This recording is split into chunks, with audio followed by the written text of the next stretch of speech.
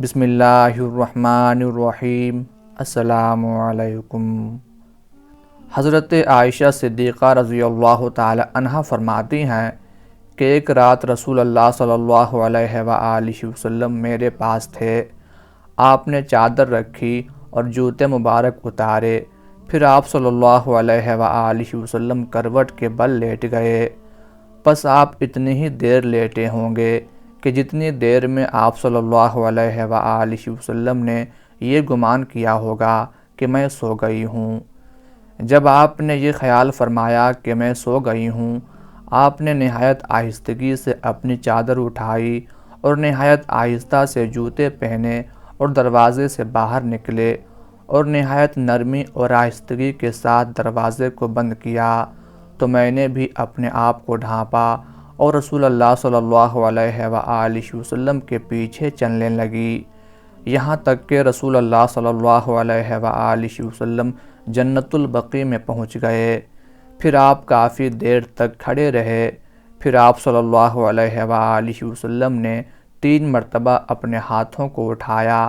پھر آپ تیزی سے لوٹے اور میں بھی تیزی سے گھر کی طرف پلٹی اور آپ سے پہلے گھر پہنچ گئی۔ میں لیٹی ہی تھی کہ رسول اکرم صلی اللہ علیہ وآلہ وسلم گھر میں داخل ہو گئے اور مجھے پیار سے فرمایا، اے عائشہ، تم گھبرائی ہوئی اور بے چین کیوں ہو؟ حضرت عائشہ رضی اللہ تعالی عنہ فرماتی ہیں کہ میں نے عرض کیا، کوئی بات نہیں ہے یا رسول اللہ صلی اللہ علیہ وآلہ وسلم۔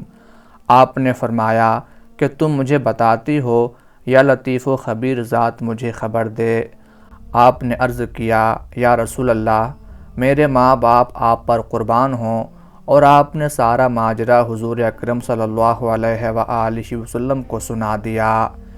آپ صلی اللہ علیہ وآلہ وسلم نے فرمایا کہ وہ سایہ تمہارا ہی تھا جو میں نے اپنے آگے دیکھا تھا۔ میں نے عرض کیا، جی ہاں۔ تو آپ صلی اللہ علیہ وآلہ وسلم نے فرمایا کہ کیا تم یہ گمان کرتی ہو کہ اللہ اور اس کا رسول تمہارے ساتھ کوئی ناانصافی کریں گے؟ حضرت عائشہ رضی اللہ تعالی عنہ نے عرض کیا، لوگ جتنا بھی کسی بات کو چھپا لیں لیکن اللہ تعالیٰ اس بات کو جانتا ہے۔ پھر آپ صلی اللہ علیہ وآلہ وسلم نے فرمایا، ہاں، میرے پاس حضرت جبرائیل علیہ السلام اس وقت آئے تھے جب تم نے مجھے دیکھا تھا، پس انہوں نے مجھے پوشیدگی اور آہستہ سے آواز دی اور میں نے بھی انہیں آہستہ سے جواب دیا تاکہ تمہیں خبر نہ ہو۔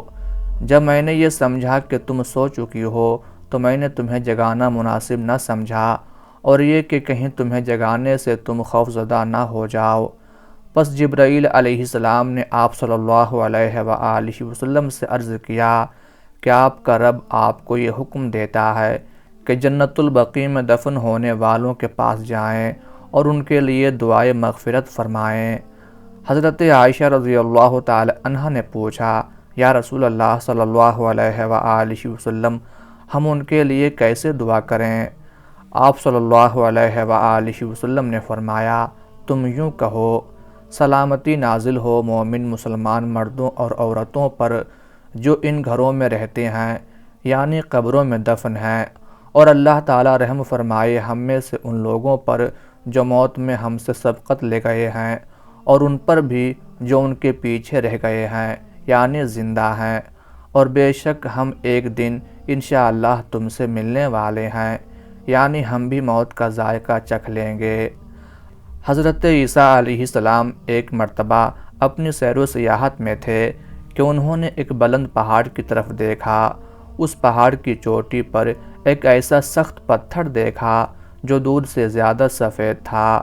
وہ اس کے گرد پھرنے لگے۔ اس کے بعد اللہ تعالیٰ نے ان کے پاس وحی بھیجی، اے عیسیٰ علیہ السلام، جو کچھ تم دیکھ رہے ہو، کیا میں اس سے بھی زیادہ تعجب کی بات تمہارے واسطے ظاہر اور بیان نہ کروں؟ حضرت عیسیٰ علیہ السلام نے فرمایا، ہاں اے میرے رب۔ اس کے بعد وہ پتھر شک ہوا اور اس سے ایک ایسا بزرگ ظاہر ہوا جس کے بدن پر بال کا کرتا تھا، اس کے ہاتھ میں سبز چھڑی تھی اور اس کی آنکھوں کے سامنے انگور تھے، اور وہ کھڑا نماز پڑھ رہا تھا۔ پس حضرت عیسیٰ علیہ السلام نے ان سے فرمایا، اس پتھر میں کب سے اللہ تعالیٰ کی عبادت کرتے ہو؟ اس نے کہا 400 برس سے۔ حضرت عیسیٰ علیہ السلام نے عرض کیا اے میرے اللہ، کیا میں کہہ سکتا ہوں کہ تو نے کوئی مخلوق اس سے افضل پیدا کی ہے؟ پس اللہ تعالیٰ نے ان پر وحی نازل کی، بے شک محمد صلی اللہ علیہ وآلہ وسلم کی امت میں اگر کسی نے شعبان کا مہینہ پایا اور اس نے 15ویں شعبان کی رات کو نماز پڑھی تو اس کی یہ عبادت میرے نزدیک اس 400 برس کی عبادت سے افضل ہے۔ اس کے بعد حضرت عیسیٰ علیہ السلام نے کہا اے کاش میں محمد صلی اللہ علیہ وآلہ وسلم کی امت میں ہوتا۔ حضرت علی رضی اللہ تعالی عنہ فرماتے ہیں کہ رسول اللہ صلی اللہ علیہ وآلہ وسلم نے ارشاد فرمایا، جب شعبان کی 15ویں شب ہو تو رات کو قیام کرو اور دن کو روزہ رکھو، کیونکہ اللہ تعالیٰ اس رات غروب آفتاب سے ہی آسمان دنیا کی طرف متوجہ ہوتا ہے اور فرماتا ہے کون مجھ سے مغفرت طلب کرتا ہے کہ میں اس کی مغفرت کروں، کون مجھ سے رزق طلب کرتا ہے کہ میں اس کو رزق دوں، کون مبتلا مصیبت ہے کہ میں اسے عافیت دوں۔ اسی طرح صبح تک ارشاد ہوتا رہتا ہے۔ حضرت ابو ہریرہ رضی اللہ تعالی عنہ سے روایت ہے کہ رسول اللہ صلی اللہ علیہ وآلہ وسلم نے فرمایا کہ شعبان کی 15ویں رات حضرت جبرائیل علیہ السلام میرے پاس آئے اور کہا اے اللہ کے رسول صلی اللہ علیہ وآلہ وسلم، اپنا سر مبارک اٹھا کر آسمان کی طرف دیکھیے۔ حضور صلی اللہ علیہ وآلہ وسلم نے دیکھ کر فرمایا کہ یہ رات ہے، تو حضرت جبرائیل علیہ السلام نے کہا کہ یہ ایسی رات ہے کہ اس میں اللہ تعالی رحمت کے 300 دروازے کھولتا ہے اور ایمان والوں کی بخشش فرما دیتا ہے، سوائے مشرک، کاہن، زانی اور جادوگر کے کہ وہ جب تک اپنے گناہوں سے سچی توبہ نہ کریں۔ پھر حضور صلی اللہ علیہ وآلہ وسلم نے بہشت کے دروازوں کو کھلا ہوا پایا اور یہ دیکھا کہ پہلے دروازے سے فرشتہ ندا کر رہا ہے کہ اس رات رجوع کرنے والے کے لیے خوشخبری ہے، دوسرے دروازے کا فرشتہ آواز دیتا ہے کہ اس رات سجدہ کرنے والوں کے لیے خوشخبری ہے، تیسرے دروازے والا پکارتا ہے کہ اس رات میں دعا کرنے والے کے لیے خوشخبری ہے، چوتھے دروازے کا فرشتہ اعلان کرتا ہے کہ آج اللہ کا ذکر کرنے والوں کے لیے خوشخبری ہے، پانچویں دروازے کا فرشتہ کہتا ہے کہ اللہ کے خوف سے رونے والوں کے لیے خوشخبری ہے، چھٹے دروازے پر فرشتہ کہتا ہے کہ آج صاحب ایمان کے لیے خوشخبری ہے، ساتویں دروازے کا فرشتہ پکارتا ہے کہ ہے کوئی سوال کرنے والا کہ اس کا سوال پورا کیا جائے، آٹھویں دروازے والا فرشتہ پکارتا ہے کہ ہے کوئی بخشش طلب کرنے والا تاکہ اس کی بخشش کر دی جائے۔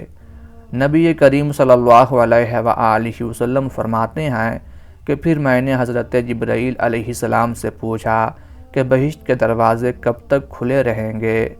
تو حضرت جبرائیل علیہ السلام نے کہا کہ رات شروع ہونے سے صبح ہونے تک کھلے رہیں گے۔ پھر حضرت جبرائیل علیہ السلام نے کہا کہ اللہ تعالیٰ اس رات میں آپ کی امت سے بنو کلب کی بکریوں کے بالوں کے برابر گناہگاروں کو دوزخ کے عذاب سے نجات دیتا ہے۔